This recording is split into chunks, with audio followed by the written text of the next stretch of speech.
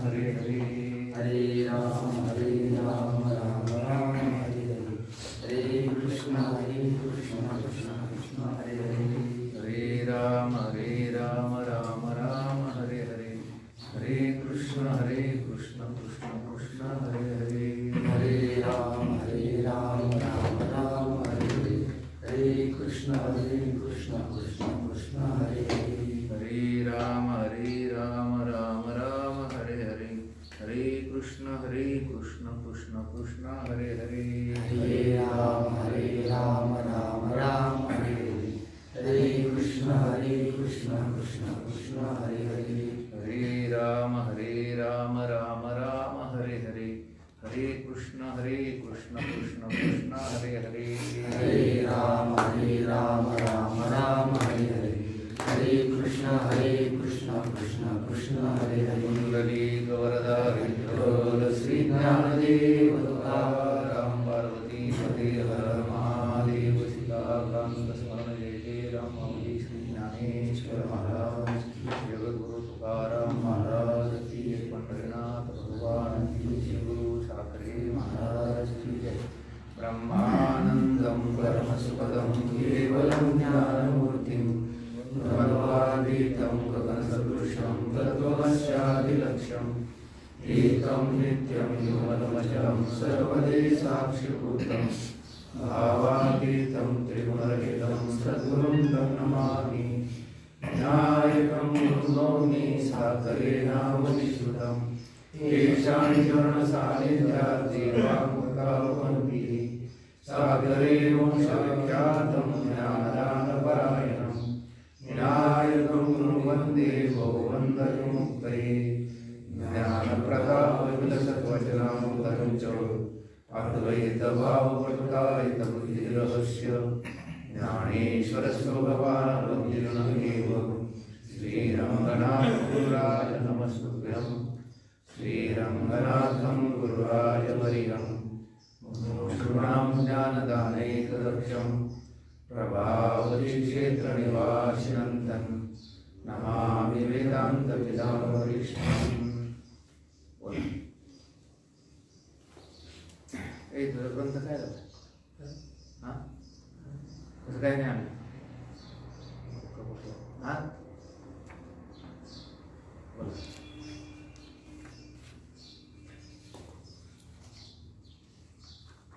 प्रश्न 11वा. अपरोक्ष ब्रह्मज्ञान कशाला म्हणतात? काल आपण परोक्ष ब्रह्मज्ञान आणि अपरोक्ष ब्रह्मज्ञानाचं काय केलं की चिंतन केलं, थोडंसं परोक्ष ब्रह्मज्ञानाचं चिंतन केलं. आता 11वा प्रश्न आहे आणि या 11व्या प्रश्नामध्ये अपरोक्ष ब्रह्मज्ञान कशाला म्हणतात याचं चिंतन करायचं. आपला हा सुरू असलेला विचार चंद्रोदय दर्शनाचा पाठ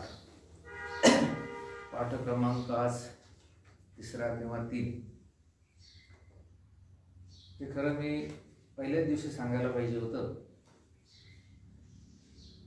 कारण पाठ, प्रवचन आणि कीर्तन ह्याच्यामध्ये काय आहे की फरक आहे. कीर्तनामध्ये कसं असते की सर्वसमावेशक चिंतन त्या ठिकाणी मांडावं लागतं.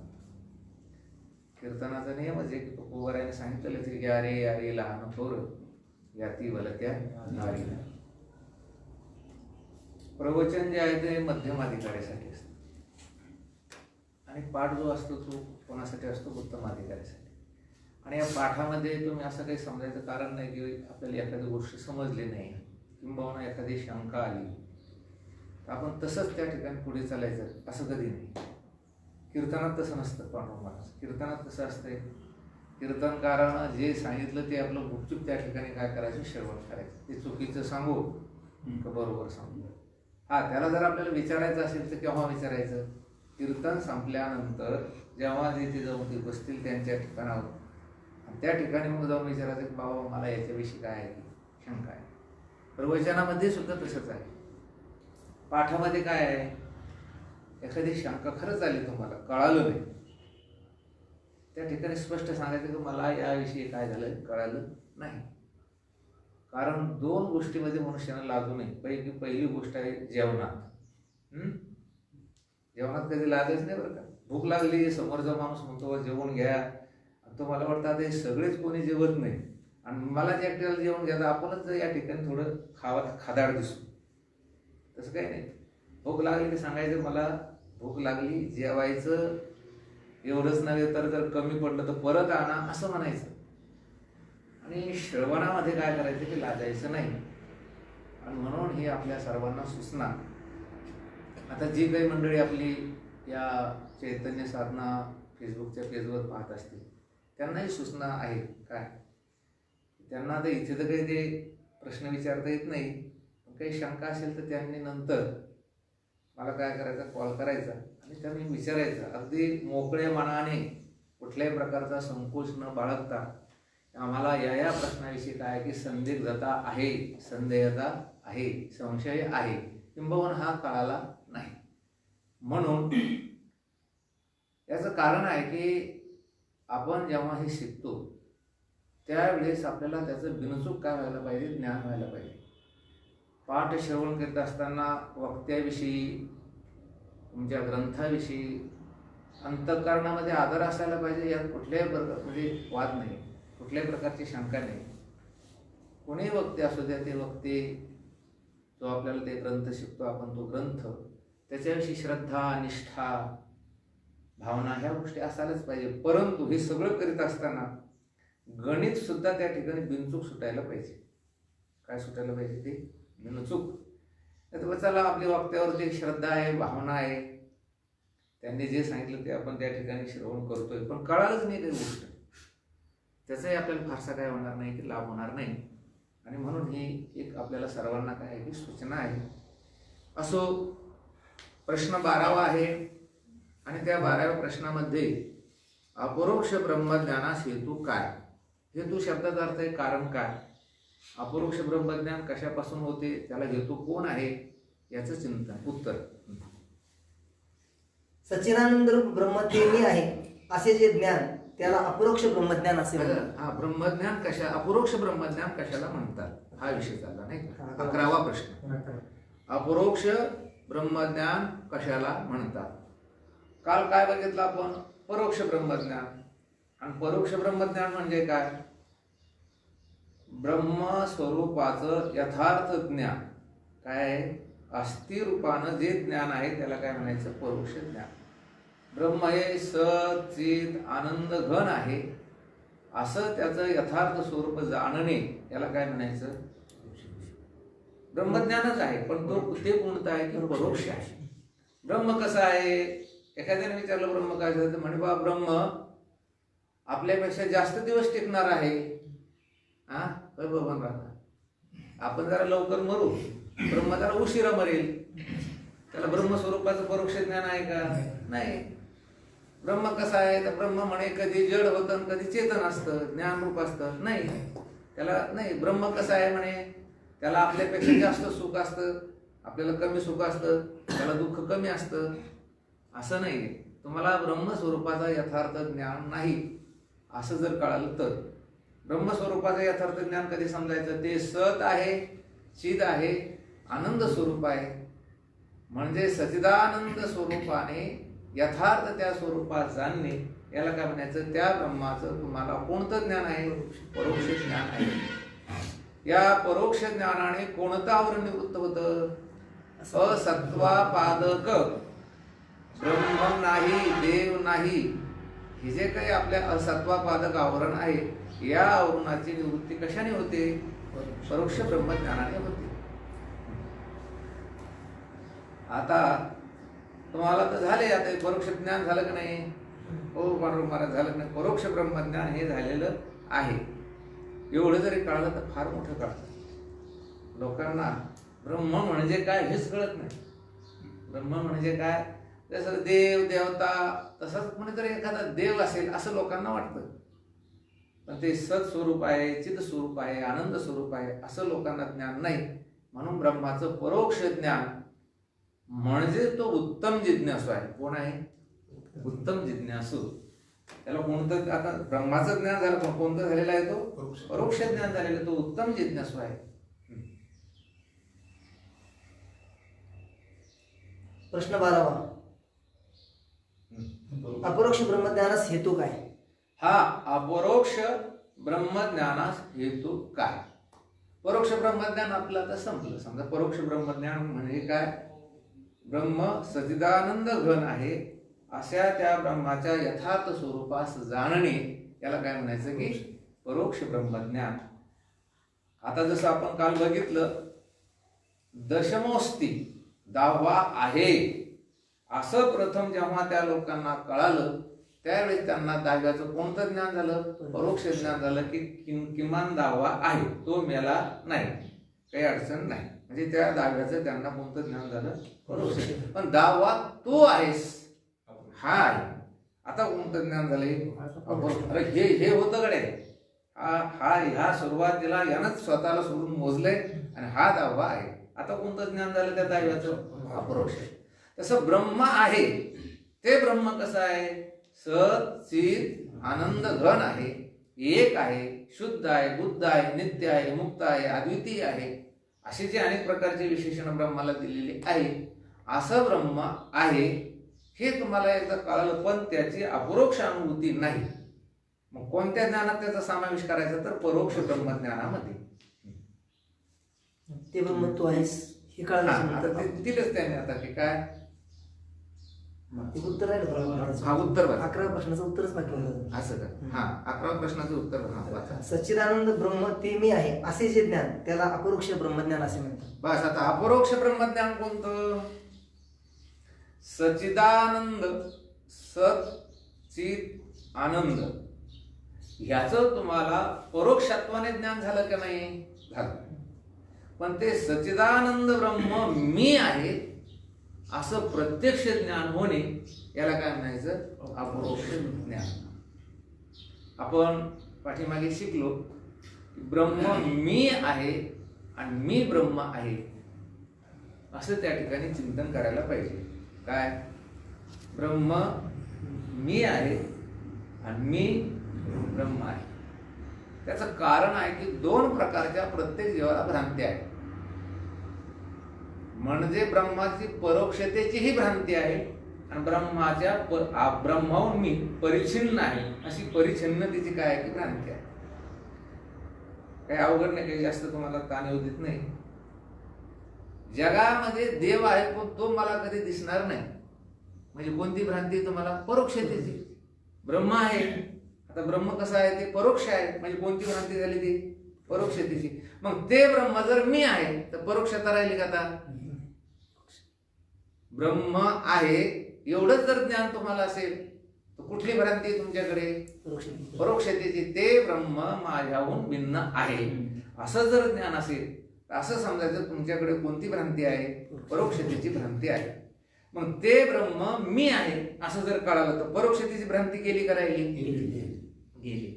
आता मी ब्रह्म आहे असं जर तुम्ही चिंतन केलं तर आत्म्याहून तुम्ही स्वतः काय समजून राहिले? परिच्छिन्न. मी ब्रह्म आहे हे कळायच्या अगोदर मी ब्रह्म आहे. आता तुम्हाला काय वाटून राहिलं की ब्रह्म वेगळं मी वेगळं.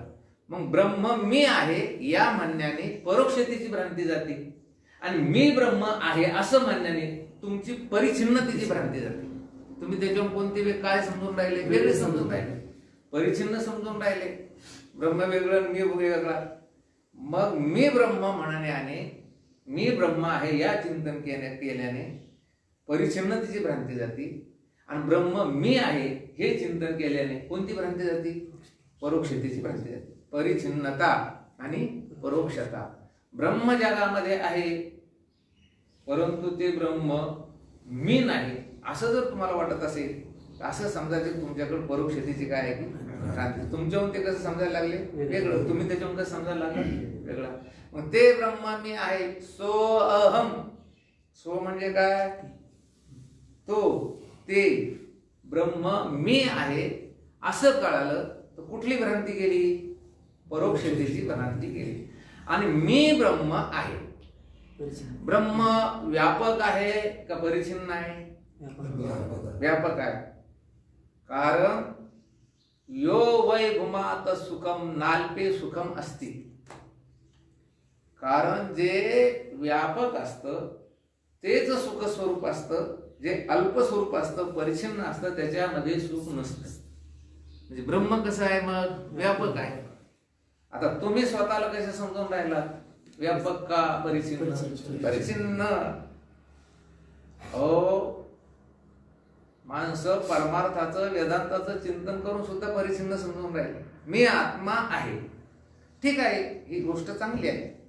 मी देह आहे असं म्हटल्यापेक्षा, मी जीव आहे असं म्हटल्यापेक्षा, असं समजल्यापेक्षा मी आत्मस्वरूप आहे हे यथार्थ ज्ञान आहे. पण तुम्हाला असं वाटतं 3.5 हाताच्या देहाचं अधिष्ठान मी, आणि ब्रह्म कसं आहे? व्यापक. मग मी ब्रह्म म्हटल्यानंतर आता व्यापक झालात तुम्ही का परिच्छिन्न राहिला? व्यापक झाला. म्हणून चिंतन 2 प्रकारचं करायचं. ते ब्रह्म मी आहे आणि मी ब्रह्म आहे. ब्रह्म मी आहे आणि मी ब्रह्म आहे. काही लोकांना वाटतंय सारखंच आहे. सारखं नाही. काही नाही, सारखं आहे, एक आहे, हे ठीक आहे. पण आता ते ब्रह्म मी आहे असं जर तुम्ही म्हटलात काही हरकत नाही. पण तुमच्याहून परोक्ष वाटणारं ब्रह्म, ती जी तुम्हाला भ्रांती होती ती भ्रांती निवृत्त करून घ्यायची असेल तर ब्रह्म मी आहे असं चिंतन करायचं. आणि तुम्हाला मी परिच्छिन्न आहे असं वाटत असेल तर मी ब्रह्म आहे असं चिंतन करायचं. तर दोन्ही चिंतन तुम्ही ओतप्रोत करायची. ब्रह्म मी आहे आणि मी ब्रह्म आहे. कळालं आता? इथे काय चाललं? सच्चिदानंद ब्रह्म ते मी आहे असे जे ज्ञान, त्याला कोणतं ज्ञान म्हणायचं? अपरोक्ष ब्रह्मज्ञान. ते ब्रह्म मी आहे असं जे ज्ञान आहे याला म्हणायचं अपरोक्ष ब्रह्मज्ञान. परिच्छिन्नतेची भ्रांती गेली समजा तरच आपल्याला अपरोक्ष ब्रह्मज्ञान झालं असं नाही. ते जातातच, दोन्ही जातातच, जाणारच आहे. त्या भ्रांत्या जाणारच आहे. सांगण्याचा हेतू हा आहे, केवळ ते ब्रह्म मी आहे एवढं म्हणून भागत नाही. काय परोक्षतेची भ्रांती गेली, परिच्छिन्नतेची भ्रांती जायलाच पाहिजे. तुमचं शंका काय आहे तुमची? आपण वेगळे असं समजा परिच्छिन्नतेची भ्रांतीची ही गेली समजा तरच अपरोक्ष ज्ञान झालं. तरच होणार. तसं कसं काय होणार? आपली परिच्छिन्नतेची भ्रांती जर गेलीच नाही तर मला मी ब्रह्म आहे असं म्हणण्याचं किंवा त्या ब्रह्माचं मला अपरोक्ष ज्ञान झालं असं म्हणताच येणार नाही. मग तुम्ही संकोचित समजायला लागली, तुम्ही एका मर्यादित देशात समजायला लागली.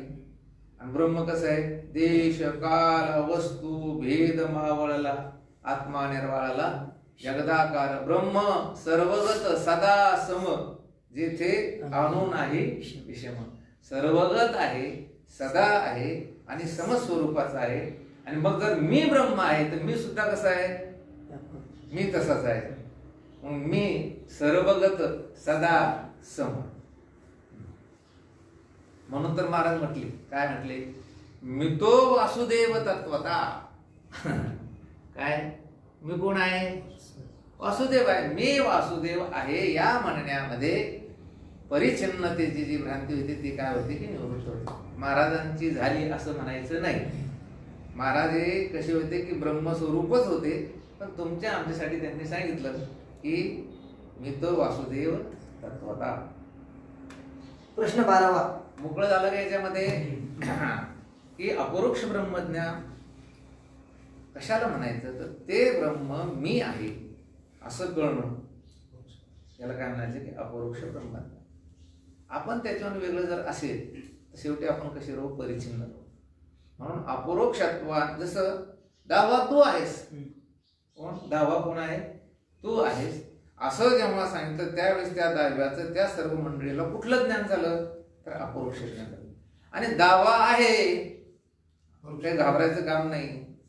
तसं जगामध्ये किंवा जगाला अधिष्ठान ब्रह्म आहे एवढं कळालं, सच्चिदानंद घन आहे एवढं कळालं, हे ब्रह्माचं कोणतं ज्ञान झालं? परोक्ष ज्ञान झालं. पण ते ब्रह्म मी आहे आता कोणतं ज्ञान झाले? अपरोक्ष ब्रह्मज्ञान झालं. म्हणून तो तुकोबाराय म्हटले देवची बरे, देवची बरे, आणि तुका म्हणे खरी तुझी. प्रश्न 12वा अपरोक्ष ब्रह्मज्ञानास हेतू काय? हा आता परोक्ष ब्रह्मज्ञानाचा विचार संपला. आता अपरोक्ष ब्रह्मज्ञानास हेतू काय? अपरोक्ष ब्रह्मज्ञानास कारण काय? उत्तर: गुरुमुखाने तत्वमस्यादी महावाक्यांच्या श्रवणापासून अपरोक्ष ब्रह्मज्ञान होते. हे बघा, हे अपरोक्ष ब्रह्मज्ञान कधी होतं? परोक्ष ब्रह्मज्ञान आणि अपरोक्ष ब्रह्मज्ञान हे दोन्ही व्हावे असं जर वाटत असेल तर त्याच्यासाठी श्री गुरुची नितांत काय की आवश्यकता आहे. प्रवृत्ती निवृत्ती कृतकार्या अवश्य भजिजे आचार्या आपमती भजताराया अनेक अपाया माझी पडे. वरचा प्रश्न आहे आपला कुठला? की परोक्ष ब्रह्मज्ञान हे ब्रह्मनिष्ठ गुरु व वेदांत शास्त्रानुसार ब्रह्मज्ञानाचे यथार्थ विवेचन झाल्यानंतर पूर्ण होते. म्हणजे तिथे सुद्धा कोण आले? श्री गुरु आले आणि शास्त्र आलं, याचा अर्थ वेदांत शास्त्र तिथे आलेलं आहे. आता इथेही ते झालेलं आहे. काय अपरोक्ष ब्रह्मज्ञानाचा हेतू काय? तर गुरुमुखाने तत्वमस्यादी महावाक्याच्या श्रवणापासून अपरोक्ष ब्रह्मज्ञान होते. याच्यामध्ये सूक्ष्मता आहे. परोक्ष ब्रह्मज्ञान केव्हा होतं? वेदांत शास्त्राचं चिंतन हे श्रीगुरुमुखाने केलं, श्रवण केलं, आपल्याला कोणतं ज्ञान होतं? परोक्ष ब्रह्मज्ञान. इथे तसं नाही लिहिलं त्यांनी. इथे काय लिहिलं? गुरुमुखाने तत्वमस्यादी महावाक्याच्या श्रवणापासून अपरोक्ष ब्रह्मज्ञान होते. वेदांत शास्त्राचं लिहिलं का?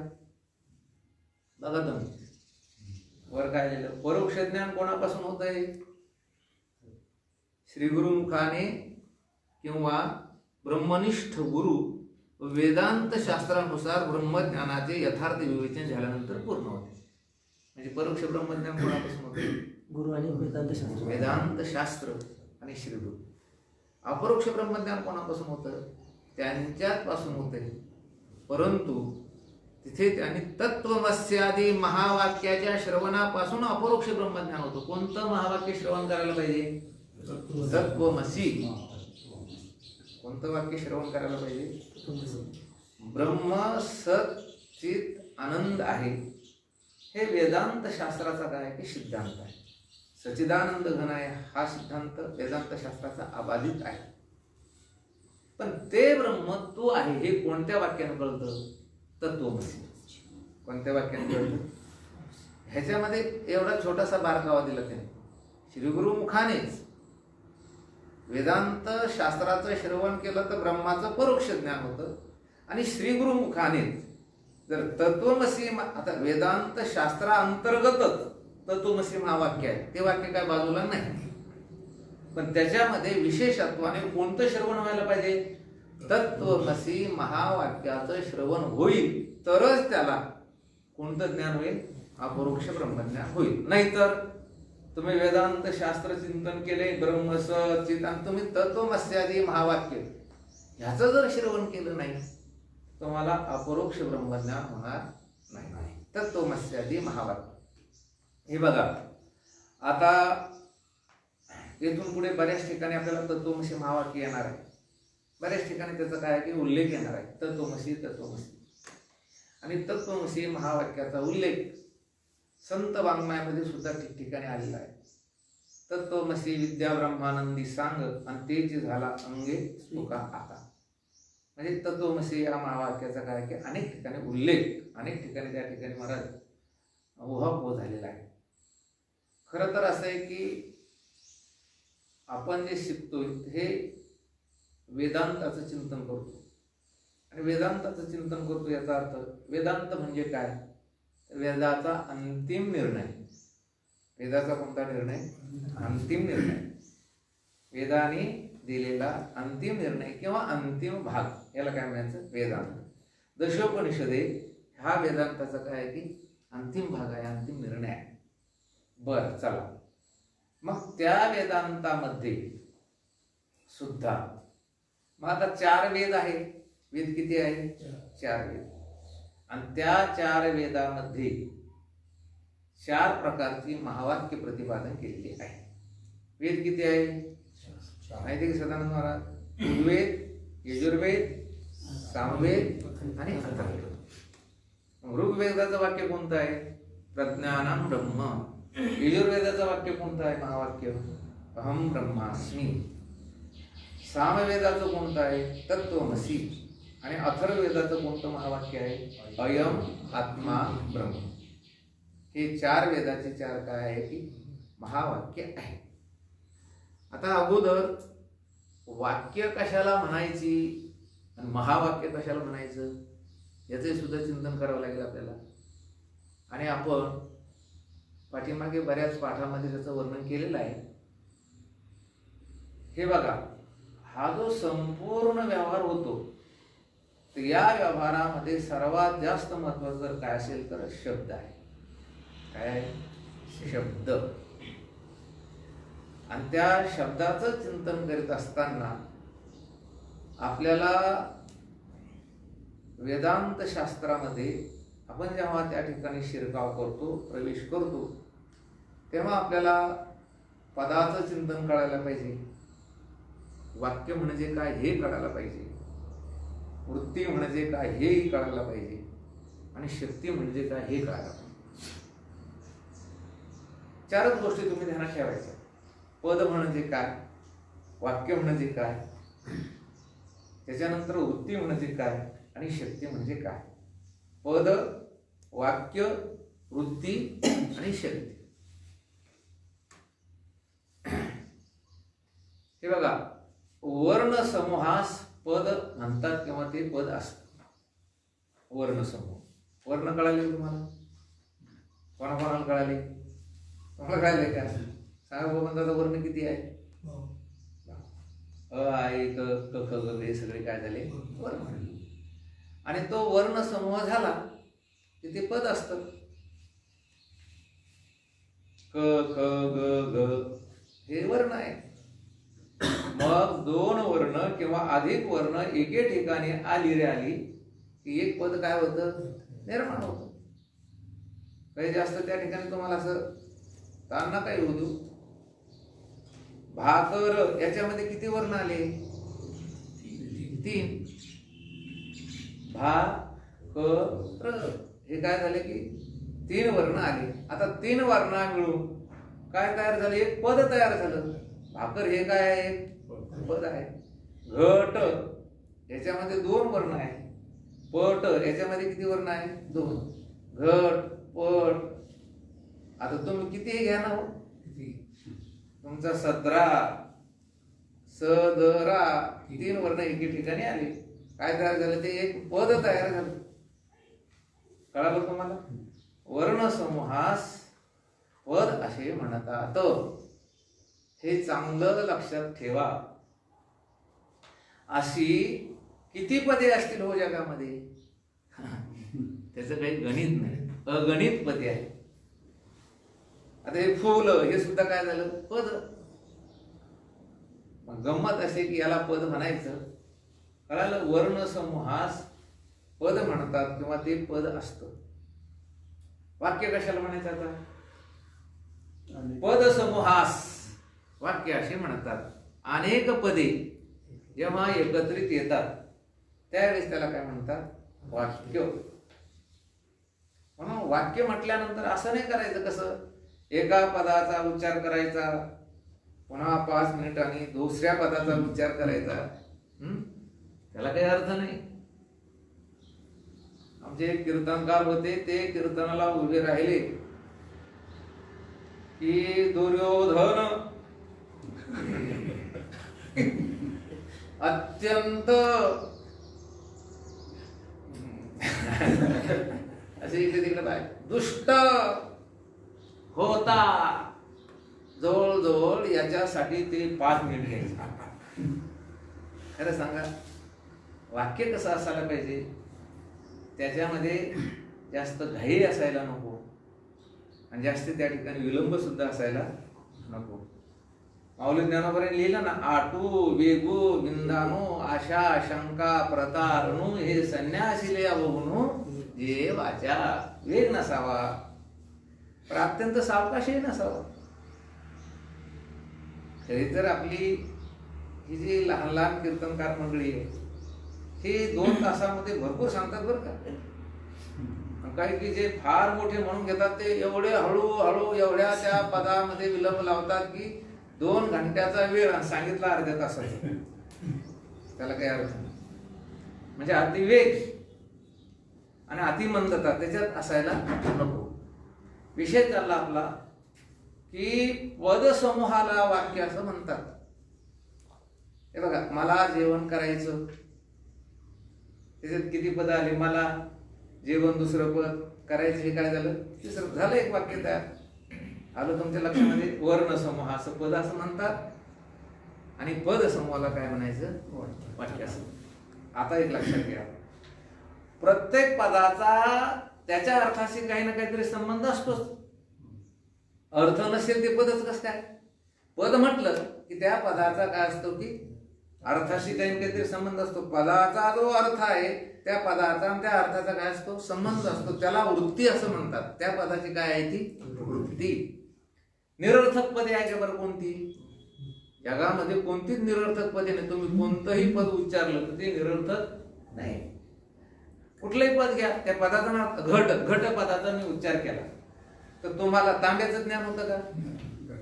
घटाचं ज्ञान होतं. म्हणजे त्या पदाचा आणि त्या अर्थाचा काय आहे की संबंध आहे. प्रत्येक पदाचा आणि अर्थाचा संबंध आहे. त्या संबंधाला काय म्हणायचं? वृत्ती. त्या संबंधाला काय म्हणायचं? आणि पदाचा उच्चार केल्याबरोबर आपल्याला त्याच अर्थाचं ज्ञान होणे याला म्हणायचं त्या पदाची शक्ती. पदाचा आणि अर्थाचा संबंध ही त्या पदाची वृत्ती आणि पदाचा उच्चार केल्याबरोबर त्याच अर्थाचं ज्ञान होणे ही त्या पदाची काय आहे? कळलं का? सारखंच वाटत नाही, सारखं नाही. म्हणजे पदाचा आणि अर्थाचा संबंध ती त्या पदाची वृत्ती. उच्चार करायच्या अगोदर बोलतो मी. आता हा मोबाईल आहे, तर मोबाईल या पदाचा आणि त्या अर्थाचा काही संबंध आहे का नाही? संबंध आहे ना. संबंध असेल तेव्हा त्याचा काही ना काहीतरी संबंध असतो. कुठलंही पद असेल तर त्या पदाचा आणि अर्थाचा काय असतो? संबंध असतो. संबंध नसेल तर तुम्हाला ज्ञान होणार नाही. पण संबंध असतो. उच्चार करण्याच्या अगोदर अनेक जी पद आहेत त्या पदाचा आणि त्याच्या अर्थाचा सतत काय असतो की संबंध. ती त्या पदाची काय झाली? वृत्ती. त्या पदाची काय आहे ती? पदाच्या ठिकाणी अर्थ राहणे ती त्या पदाची काय झाली? वृत्ती. पदार्थच माहित नसला समजा आपल्याला. नाही, पदार्थ नाही. विषय कोणता चालला? पदाचा पद चाललंय. हे बघा, मला तेच पुढे तुम्हाला सांगायचं. पद म्हणजे काय? क ख ग घ हे वर्ण एके ठिकाणी आल्यानंतर नुसतं उच्चार चालला. याचा काय चालला? नुसता उच्चार. पदाचा जो अर्थ आहे त्याला पदार्थ म्हणायचं. पदार्थ कशात म्हणायचं? त्याला पदार्थ म्हणायचं. घट असा उच्चार केल्याबरोबर आता कोणता पदार्थ आहे? पद. हे घट हे पद झालं. पण मी घट पद म्हटल्याबरोबर त्याचा जो अर्थ आहे तर घट जो आहे तो पदार्थ आहे. पद पद म्हणजे कोणती पद झाली? घ आणि ट हे 2 वर्ण एके ठिकाणी आले. मी कुठं उच्चारले? आता उच्चारले. घट पद कुठं उच्चारलं मी? सध्या माझ्या मुखातनं उच्चारलं. मग या पदाचा अर्थ म्हणजे पदार्थ. मग या पदाचा अर्थ पदार्थ कुठे आहे? आता जिथे असेल तिथे बाजूला कुठेतरी तो झाला पदार्थ. आणि माझं काय झालंय? पद. गुळ या पदाचा मी उच्चार केला. आता ब्रह्म या पदाचा मी काय केला? उच्चार. देव या पदाचा काय केला मी? उच्चार. राम या पदाचा काय केला मी? उच्चार केला. मग आता राम पदाचा उच्चार केला तर राम कुठे? समजा स्थूल दृष्टीने जर आपण बोललो किंवा अयोध्येमध्ये आपण जो राम म्हणतो किंवा आपण ज्याची भक्ती करतो तो कोण आहे? राम आहे. आता तुम्ही इथे मी मिले पांडुरंग महाराज, मी या पदाचा काय केला? उच्चार. पण तुम्ही पदार्थ. त्या पदाचा काय आहे? अर्थ. काहीतरी संबंध आहे का नाही त्याचा? संबंध आहे. कारण संबंधाला वृत्ती म्हणायचं. काय म्हणायचं त्याला? संबंध. आणि पदाचा उच्चार केल्याबरोबर त्याच पदार्थाचं ज्ञान होणे याला म्हणायचं त्या पदाची ती काय आहे? शक्ती आहे. कळलं की? पद, वाक्य, वृत्ती आणि शक्ती. आता याच्यामध्ये एक गंमत सांगतो तुम्हाला. पदशक्ती ही ज्ञात असेल तरच कार्य करते, अन्यथा ती कार्य करू शकत नाही. आणि पदार्थ शक्ती अशी असते ती ज्ञात असो का अज्ञात असो ती तिचं कार्य करीत असते. हे तुम्हाला जरा जास्त पारिभाषिक शब्दात बोलल्यामुळे कळालं नाही. पदशक्ती अशी आहे, तिचं जर ज्ञान असेल तरच ती कार्यान्वित होते, ती कार्य करते. आणि जर त्या पदाचं ज्ञान नसेल तर ते कधीही पदशक्ती काम करीत नाही. मी नेहमी एक उदाहरण सांगत असतो. आमच्या गावात एक ब्राह्मण होते, त्यांच्याकडे कामावरती सालगडी होता. त्याच्याकडनं एकदा असं काहीतरी काम चुकल्याबरोबर ते देवबाप्पा आल्यानंतर त्या सालगाड्यावर जरा गरम झाले, संतप्त झाले. दुसरी लोक असं दिली असते त्याला काही शिवी वगैरे, आणि ते बिचारे देवबाप्पा सालच बोलणारे ते म्हणे, अरे तुला हे काम मी करायचं सांगितलं नव्हतं, करायचं होतं ते हे असं बरोबर करायचं होतं. कारण तुला अगोदर मी सांगितलं होतं की बैल घे आणि त्यांना चारून ते पोट भरल्यानंतर मग ते काय टिफन वगैरे धरायचं धर. तू उपाशी पोटीच ते सगळे काम केलं. म्हणजे ते बैल पकडले, धरले म्हणे आवताला, आणि ते बैल बरोबर म्हणे किती भुका लागल्या त्यांना. अरे ग्रस्ता, मी 7 वेळेस सांगितलं ना तुला, 7 वेळेस. ग्रस्त हा शब्द चांगला आहे पाहिजे, पण चांगला आहे. याला माहितीच नव्हतं ग्रस्त म्हणजे काय. हे म्हणे कहो तुम्ही ब्राह्मण झाले म्हणून, तुम्ही शिकलेले झाले म्हणून आम्हाला शिव्या देता म्हणे तुम्ही. हा, मला ग्रस्त म्हणलाच कस काय म्हणे. अहो ते गावात आलं ते सगळं त्या ठिकाणी मला ते भांडण. आता ग्रस्ता हे पद काय कळालं नाही त्याला, त्या पदाचं ज्ञान नाही झालं. आपण नेहमी एक दृष्टांत सांगत असतो की इंग्रज अधिकारी पूर्वी असे घोड्यावरती चालायचे, उन्हाळा दिवस, आणि एका शेतकऱ्याने नेमकं त्याची मूठ वगैरे सोडली, आणि त्या इंग्रज अधिकाऱ्याला असं वाटलं की थंडगार पाणी वगैरे घ्यावं म्हणून गेला. तिथे गेल्यानंतर वाटर करू लागला, पाणी पाहिजे त्याला. शेतकऱ्याला काय कळतं कुठे, पण शेवटी त्यानं असा हात केला त्या इंग्रज अधिकारी, शेतकऱ्याला वाटलेलं तहान लागली आहे. त्यानं ताबडतोब ती बकेट सोडली, पोहरा सोडला, पाणी काढलं. इंग्रज अधिकाऱ्यानं असं धरलं, ओरकून त्यानं पाणी टाकलं. तृप्त झाला तो अधिकारी, पण त्याच्या सवयीप्रमाणे तो म्हटला थँक्यू. थँक्यू चांगले का वाईट आहे, आभारी आहे म्हटलं. याला कुठे त्याचं ज्ञान. मूर्खा म्हणे, मी तुला माझा वेळ त्या ठिकाणी व्हायला घालून तुला पाणी पाहिजे, माझे विहिरीचं पाणी पाहिजे, गोड पाणी पाहिजे, आणि तू मला थँक्यू म्हणतो. तू थँक्यू, तुझा बाप थँक्यू, तुझी माय थँक्यू, सगळं अख्खं कुटुंब थँक्यू. मग त्याला वाटलं ही शिवी आहे काय. म्हणजे त्या पदाचं याला काय झालं नाही, ज्ञान झालं नाही. त्या पदाविषयीचं काय होतं, त्याला अज्ञान होतं. कोणतंही पद असेल तर त्या पदाचं ज्ञान असेल तरच ते कार्य करतं. त्या काय बघा, तुम्हाला एक सांगतो मी, तुकाराम महाराजाचं बरेच प्रमाण लोक म्हणतात. महाराज काय म्हणतात, बैल म्हणे तुम्ही मरता तरी खरं, अन्नाशिले घर थुंकून या. तुला कळलं करे हे बाय, खरं शब्द अर्थ करायला. खरं खरं म्हणजे सत्य असं नाही. खरं शब्दाचा अर्थ आहे गाढव. बऱ्याच लोकांना कळत नाही. बऱ्याच लोकांना म्हणतात तो कोबर असं कसं काय म्हटलं, बैल म्हणे तुम्ही मरता तरी खरं. खरं शब्दाचा अर्थ काय आहे, खरं गाढव अर्थ होतो.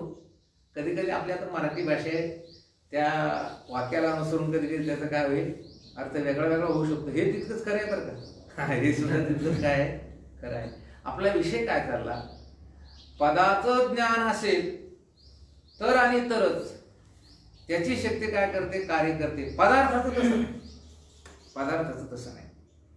हे बघा, विंचू म्हटल्यानंतर एखाद्या लहान मुलाला विंचू कसा असतो त्या विंचवाचं काही ज्ञान नाही. त्याला विंचू म्हटलं की तो विंचू म्हणतो.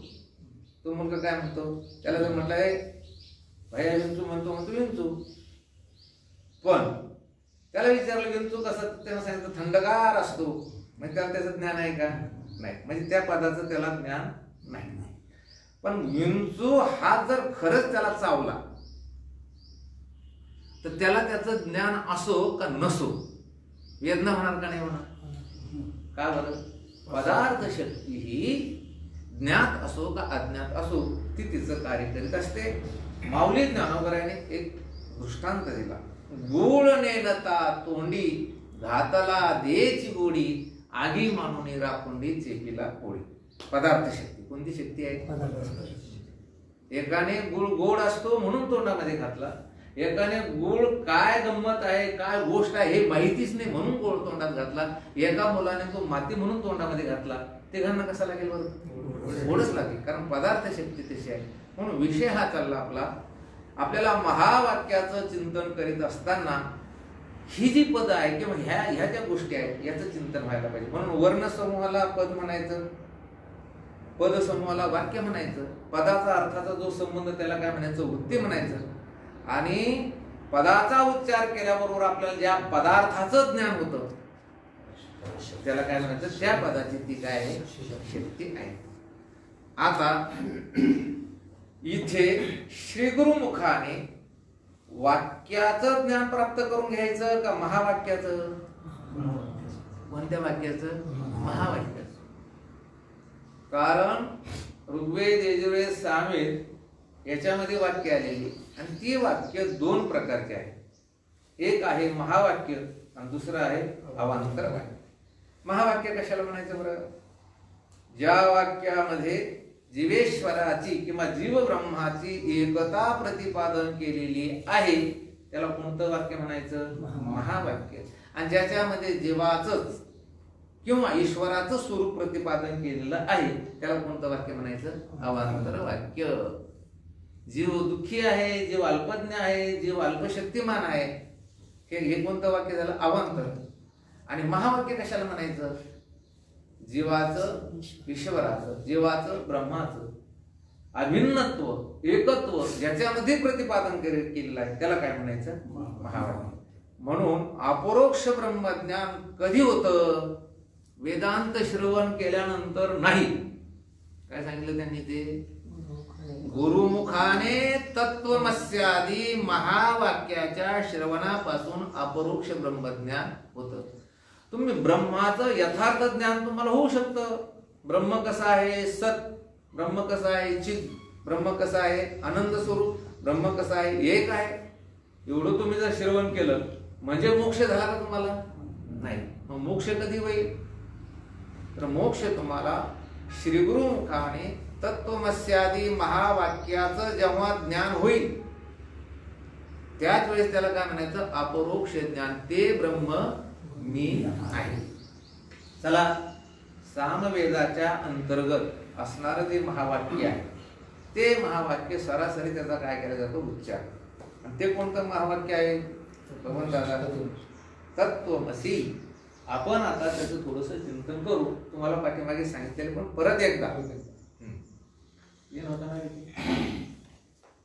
थोडस कॅमेरा फिरवत राहील.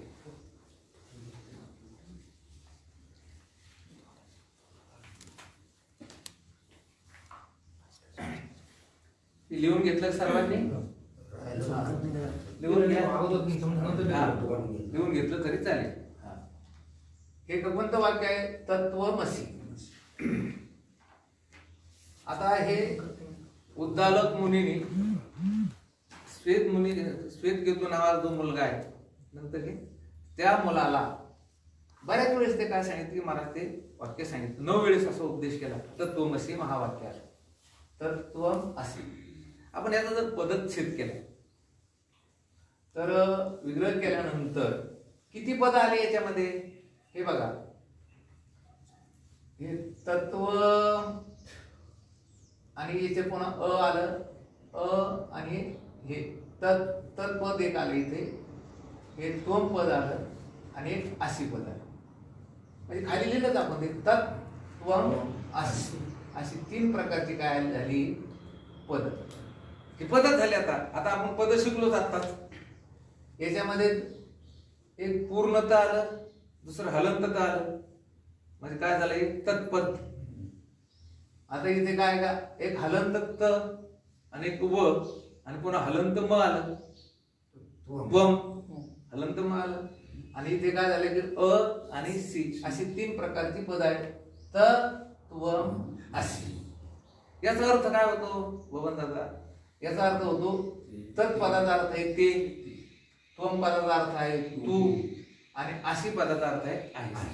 म्हणजे ते तू आहेस असं झालं. आता ह्या 3 पदाचा अर्थ याचा अर्थ काय? ते ईश्वर चैतन्य काय माया विशिष्ट ईश्वर चैतन्य ते आणि तू जीव चैतन्य, तू म्हणजे तुम्ही, ते ईश्वर चैतन्य किंवा ते ते ईश्वर चैतन्य आणि तू जीव चैतन्य एक आहेस. या तत्वमसी या पदाचा अर्थ काय झाला आता? ते ईश्वर चैतन्य आणि तू जीव चैतन्य एक आहे, असा याचा काय झाला? कळालंय? तत्वमसी या वाक्याचा अर्थ काय झाला? या महावाक्याचा ते ईश्वर चैतन्य आणि तू जीव चैतन्य एक आहेस, म्हणजे ईश्वरन तुम्ही कसे आहात? एक आहात, असा त्याचा काय झाला?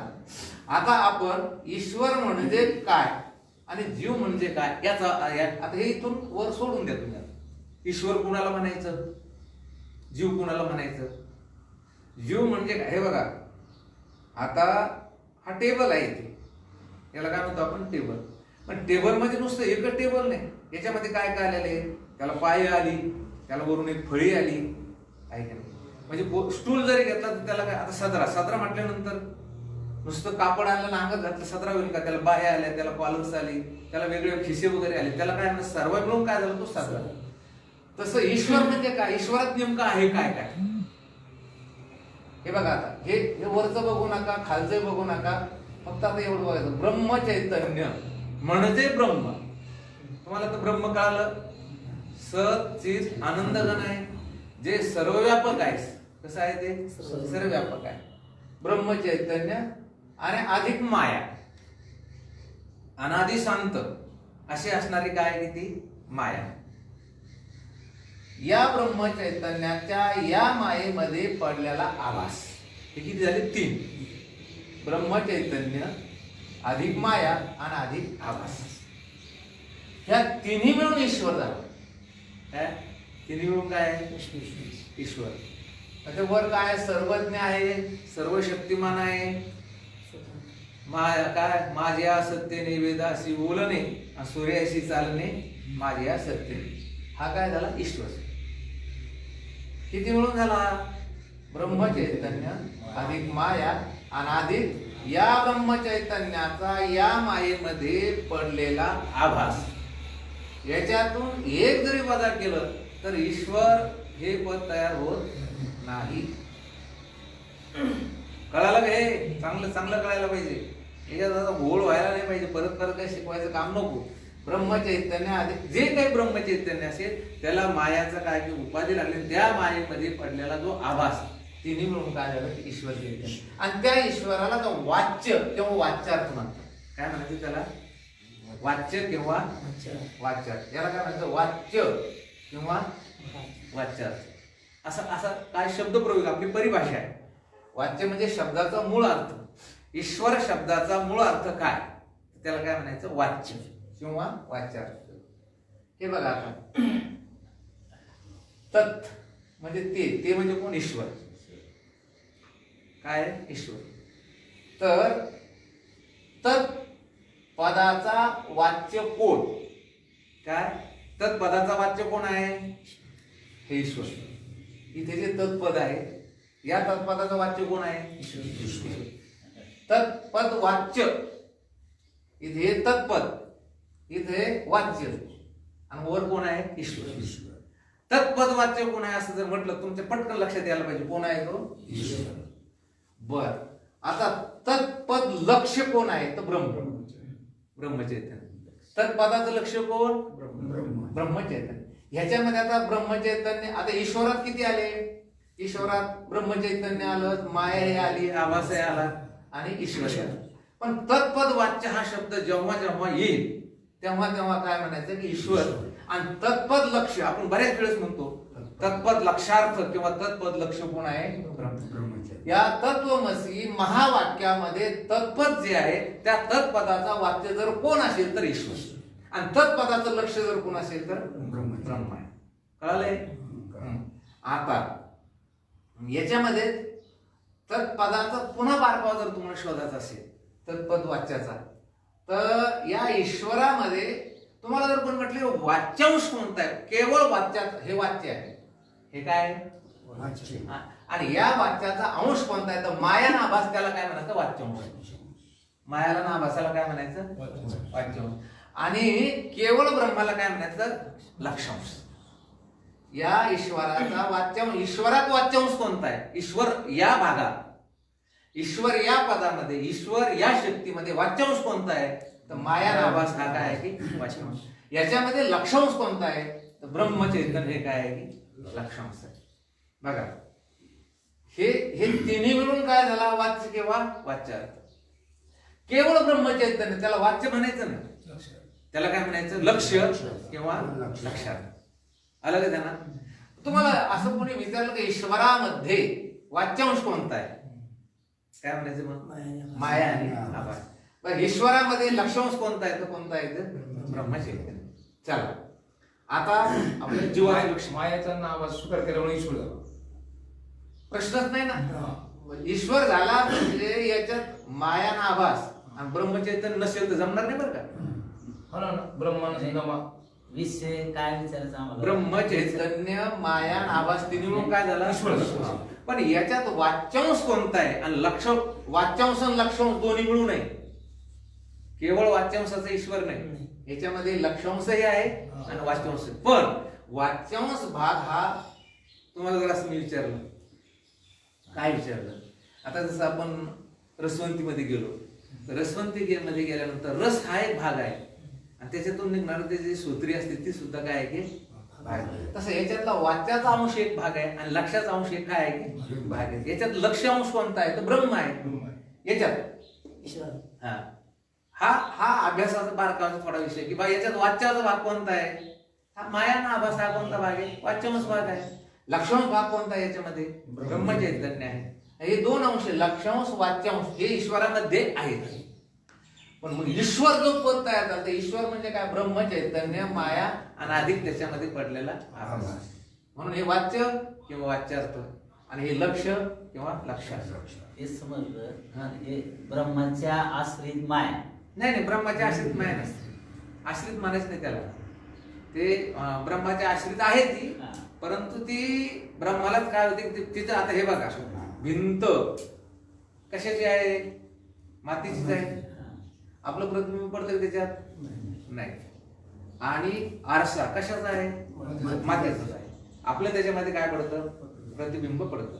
मग आता आपलं मुख, आरसा आणि त्याच्यात पडलेलं प्रतिबिंब असे किती झाले ते तीन. तसं आता माया ही शुद्ध सत्व गुणात्मक असल्यामुळे ब्रह्मचैतन्याचं त्याच्यामध्ये काय पडतं प्रतिबिंब पडतं, आभास होतो. त्याच्यामध्ये काय होतो आभास होतो आणि म्हणून तो काय झाला ईश्वर. आता याच्यात पुन्हा बारका आता तुम्हाला तो विचारसागर शिकावा लागेल. आता एवढ्या काही जमणार नाही. मग तुम्ही असं म्हणणार ठीक आहे बा आरशामध्ये जर आपलं प्रतिबिंब पडतं तर आपलं तोंड कसं आहे की त्या ठिकाणी आकारवान आहे. आपल्या तोंडाला काय आकार आहे. आरसा सुद्धा दिसून आला सावली. मग याचं त्याच्यात प्रतिबिंब काय होतं पडेल. हे आता ब्रह्म तर निर्गुण निराकार आहे, त्याचं मायामध्ये कसं काय प्रतिबिंब पडेल. प्रतिबिंब या शब्दाचा अर्थ असा आहे की सामान्य ज्ञान किंवा सामान्य चैतन्य विशेष होणं हेच त्याचं प्रतिबिंब आहे. याच्यात खाली खाली दिलेले आपण बुद्धी. बुद्धीमध्ये आता अगोदर याचा विचार करू. कुटस्थ चैतन्य, बुद्धी किंवा विष्टी अज्ञान आणि अधिक आभास बरोबर काय झाला जाऊ दे. कुटस्थ चैतन्य म्हणजे आत्मा, कुटस्थ चैतन्य म्हणजे आत्मा. याच्यात बुद्धी आहे की नाही कुठेतरी आहे. आणि किंवा विष्टी अज्ञान. विष्टी अज्ञान म्हणजे काय, या 3.5 देहाच्या आत असणारं जे अज्ञान त्याला कोणतं अज्ञान म्हणायचं विष्टी अज्ञान. तर बुद्धीमध्ये किंवा विष्टी अज्ञानामध्ये पडलेला कुटस्थ चैतन्याचा जो आभास त्याला काय म्हणायचं तिन्ही म्हणून काय झाला तो जीव. ते विष्टी अज्ञान काय लिहिलं सांगतो तुम्हाला. विष्टी अज्ञान की जागृतीमध्ये स्वप्नामध्ये बुद्धी असते. काय असते स्वप्न दोन्ही ठिकाणी बुद्धी असते. मग त्याच्यामध्ये प्रतिबिंब पडणं ठीक आहे, आभास पडणं ठीक आहे, पण झोपेत कुठं बुद्धी असते. गाढ झोपेमध्ये बुद्धी नसते, पण व्यष्टी अज्ञान असतं का नाही. आणि म्हणून तिथे काय लिहिलं की अज्ञान. अज्ञान म्हणजे जीवाची जी काही त्या ठिकाणी म्हणजे अव्याप्ती होऊ नये, जीव या पदाचे काय होणे नाही तर जागृतीमध्ये स्वप्नामध्येच जीव आणि सुसुप्तीत जीव नाही असं होईल. त्याच्यामुळे तिथे काय लिहिलं की वेष्टी अज्ञान. कारण वेष्टी अज्ञानामध्ये सुद्धा आभास पडतो आणि बुद्धीमध्ये सुद्धा काय पडतो आभास पडतो. म्हणून कुटस्थ चैतन्य अधिक बुद्धी अधिक आभास तिन्ही मिळून काय झालं आता जीव. पण हे सारखंच आहे फक्त याची उपाधी कोणती आहे माया आणि याला काय आहे की बुद्धी.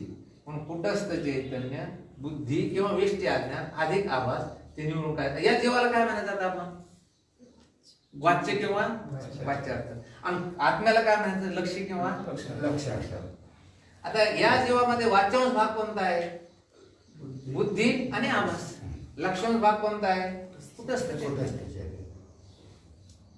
कळलं की पांडुरंग महाराज जरा उभे राहिले याला कुटस्थ चैतन्याला मग ब्रह्म चैतन्य का नाही म्हणलं गेलं सर?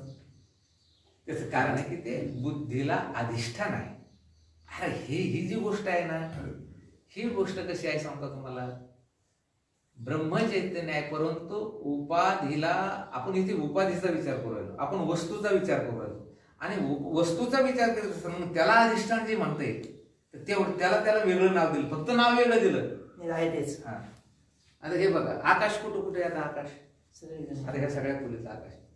मग आता मी तुम्हाला असं हे धरलं टक्क्या धरल्यानंतर आता ह्या आकाशाला एवढं अधिष्ठान आलं की नाही समजा आकाश मग याला आता हे इथं जे आहे हे टक्क्या जो आहे हा आकाशामध्येच आहे का आकाशाला सोडून आहे आकाशामध्येच आहे.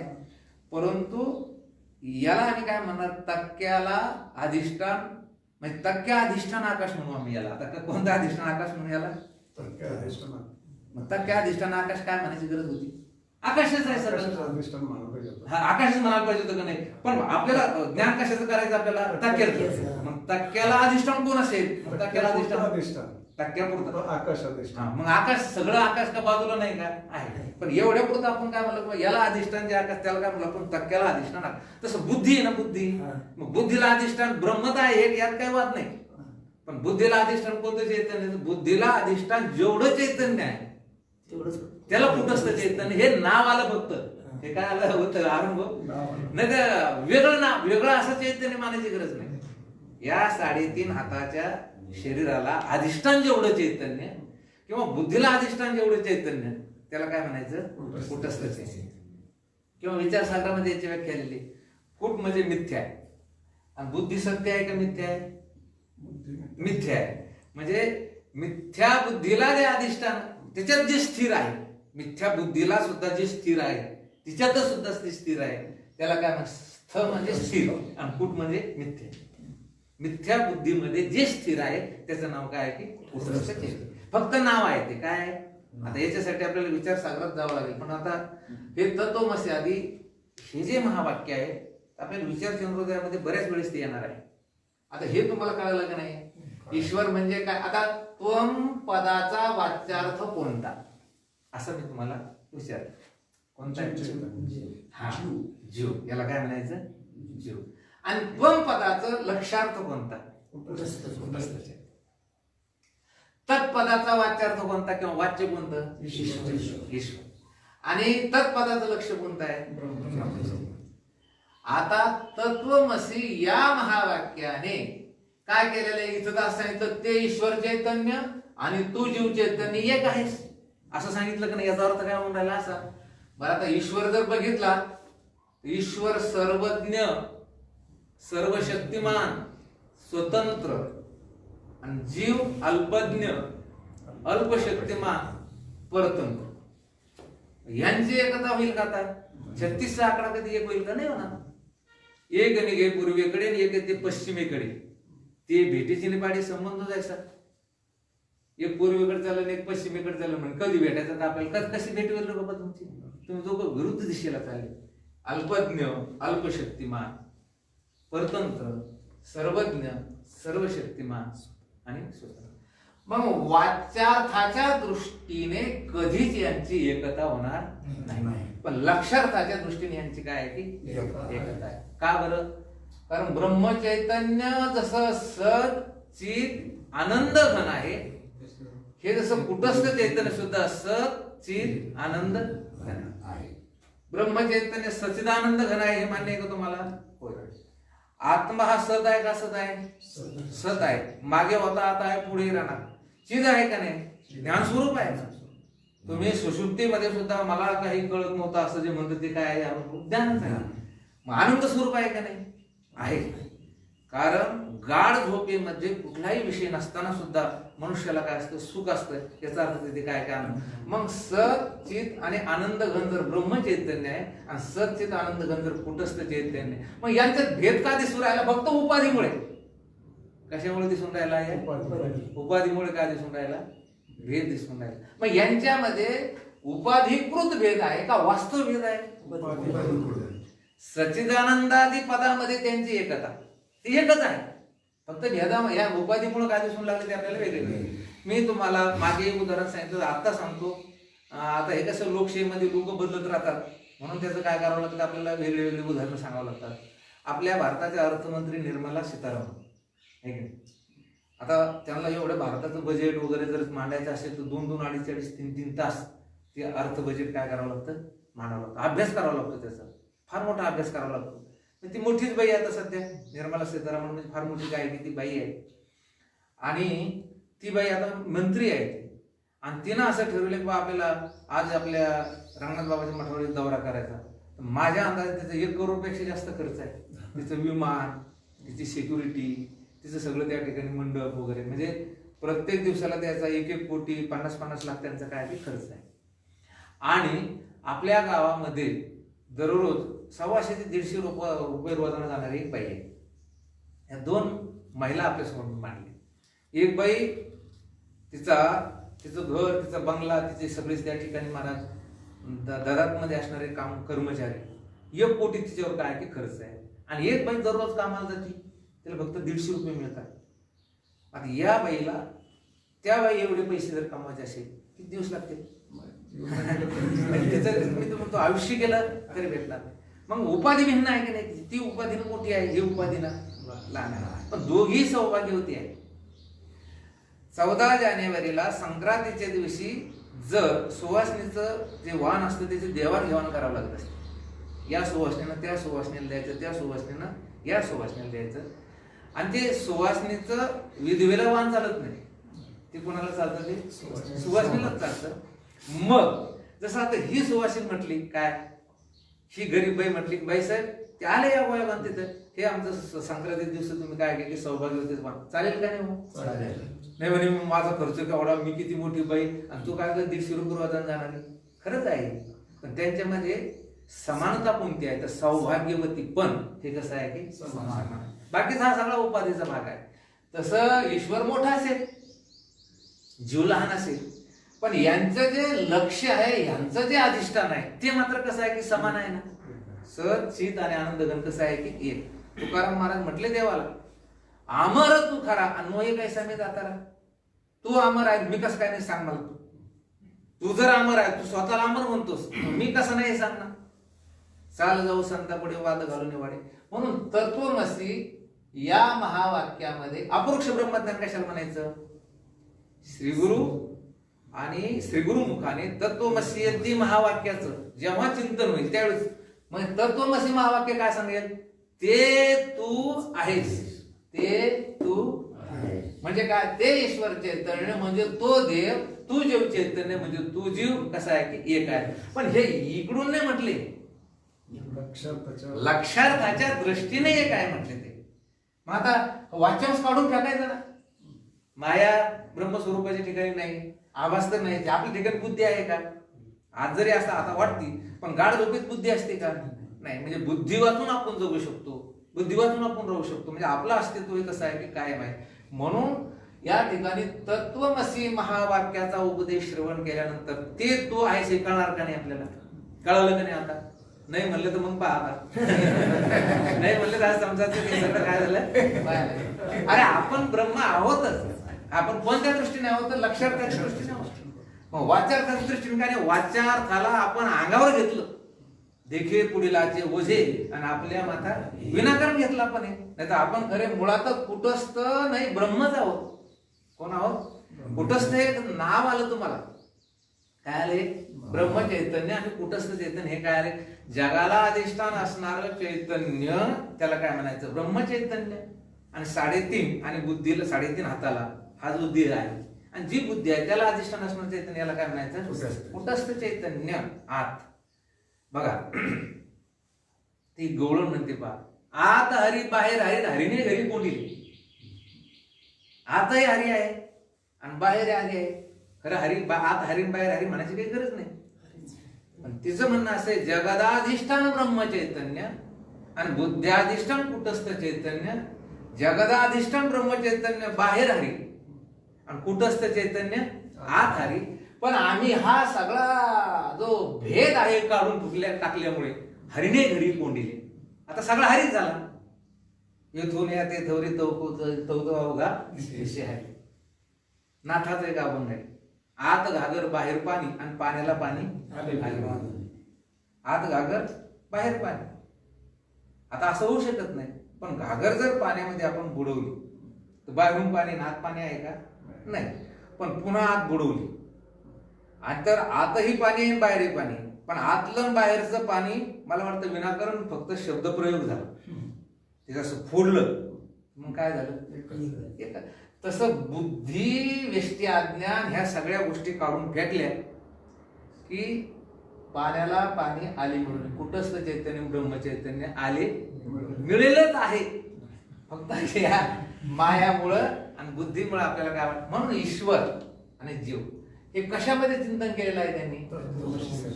आज तुम्हाला नुसतं जर म्हटलं की बा ब्रह्म सत आहे, ब्रह्मचित आहे, ब्रह्म आनंद रूप आहे. आता कोणतं ज्ञान झालं तुम्हाला? परोक्ष ज्ञान झालं. आणि तत्वमसी महावाक्याचं तुम्ही श्रवण केलंच नाही, अपरोक्ष ब्रह्मज्ञान होईल का? तत्वमसी महावाक्य काय सांगायला लागलं? ते ईश्वर चैतन्य तू जीव चैतन्य काय आहे की एक आहे म्हणून तत्वम असे झालं.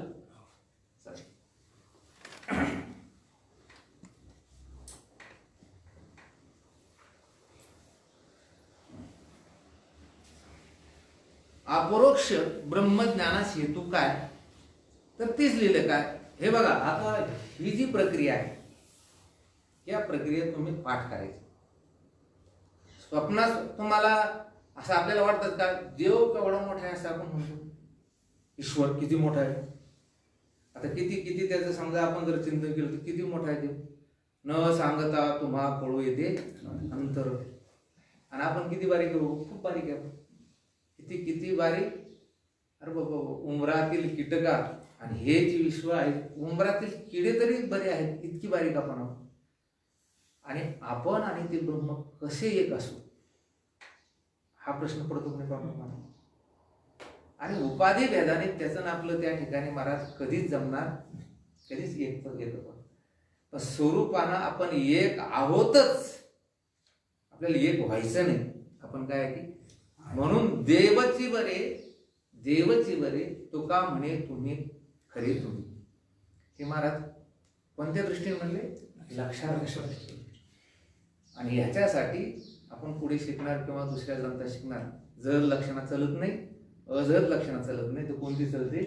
भाग त्याग लक्षण. सगळ्याचा त्या ठिकाणी त्याग करायचा. काय करायचा? बुद्धीपासून पलीकडे त्याग, मायेपासून पलीकडे त्याग आणि अलीकडे काय करेल? भाग म्हणजे घ्यायचं. बस एवढं काम करायचं. काही शंका बाबांना विचारा. तत्वमसी बऱ्याच वेळेस आपण ऐकतो तत्वमसी तत्वमसी तत्वमसी. तत्वमसी म्हणजे काय? अहो ते महावाक्य आहे. ते कोणाचं महावाक्य आहे? सामवेदाच्या अंतर्गत असणार. त्याच्यात ते काय की महावाक्य आहे. आणि त्या महावाक्याचा उपदेश म्हणून तर महाराज म्हटले ना, तुका म्हणे कानी ऐकिली मात. उत्तमाधिकारी असेल तर काय होतं माहितीये? काना वचनाची भेटी. तू ब्रह्म आहे. सद्गुरु आपले रंगनाथ बाबा, गजानन बाबा, साई बाबा थोर विभूती होते. आणि ह्यांच्याकडे असे भलताड माणसं नव्हती. काय नव्हती? रिकाम टेकडी नव्हती. अधिकारी लोक असायचे. कोणती लोक असायची? अधिकारी. त्यांनी सर्वाला उपदेश केला. त्यांचं दर्शन घेतलं की ज्या लोकांच्या अंतःकरणामध्ये प्रपंचाविषयी काही आसक्ती, असे लोक यायचे, दर्शन करायचे. बाबा सांगायचं तुमचं काम होईल. ते गजानन बाबा असतील. पण खरेच जे जिज्ञासू होते या जिज्ञासूने स्वतःचा काय करून घेतला, उद्धार करून घेतला. आपल्या आनंदीमयी काय होत्या, काहीच नाही. सदानंद बाबा काय होते, पण त्यांनी काय केलं, तू ब्रह्म आहे, तू ब्रह्म आहे म्हटल्याबरोबर ते ब्रह्मरूप झाले. कारण एवढं त्यांचं काय होतं की सामर्थ्य. आणि म्हणून उत्तम अधिकाऱ्याला फक्त तत्वमसी महावाक्याच्या श्रवणानेच अपरोक्ष त्या ठिकाणी साक्षात्कार होतो, ब्रह्मज्ञान होतं. मध्यम अधिकाऱ्याला मनन करावं लागतं आणि कनिष्ठ अधिकाऱ्याला श्रवण, मनन, निधिध्यासन आणि त्याच्यानंतर कोणतं तत्त्वम पदार्थ. म्हणून आपल्याला या ज्या प्रक्रिया आपण आपलं बघायचं, त्याला मी काही सांगू शकत नाही. कारण स्वतः श्रीकृष्ण भगवंताने सुद्धा अर्जुनाला विचारलं, अर्जुना अरे तुझ्या अंतःकरणामध्ये युद्धाच्या समयी जो मोह झाला होता तो आता आहे का नाही. का देवाला कळत नव्हतं की याच्या अंतःकरणातला मोह गेला, कळत होतं देवाला. पण देवाला हे माहित होतं की माझ्यानंतर जेवढे जेवढे तत्वज्ञानाचे उपदेशक येणार आहेत ते सर्वज्ञ राहणार नाही. आणि त्यांना काही शिष्याच्या अंतःकरणातला मोह गेला की नाही हे कळणार नाही. म्हणून त्या देवाने काय केलं ते विचार. अर्जुनाला सांगितलं की आता करिष्य वचनं तव, तू जे म्हणशील ते करायला मी काय आहे की तयार आहे. आणि म्हणून अपरोक्ष ब्रह्मज्ञानास हेतू काय, तर गुरुमुखाने तत्वमस्यादी महावाक्याच्या श्रवणापासून अपरोक्ष ब्रह्मज्ञान होते. राहिलेल्या विषयात मुद्देवर कुंडली वरदा विठ्ठल श्री ज्ञानदेव तुकाराम माऊली ज्ञानेश्वर महाराज. आता विश्वात मही देवी येणे वागेज्ञ तोषावी, तोषो निमद द्यावे बसाय दाने.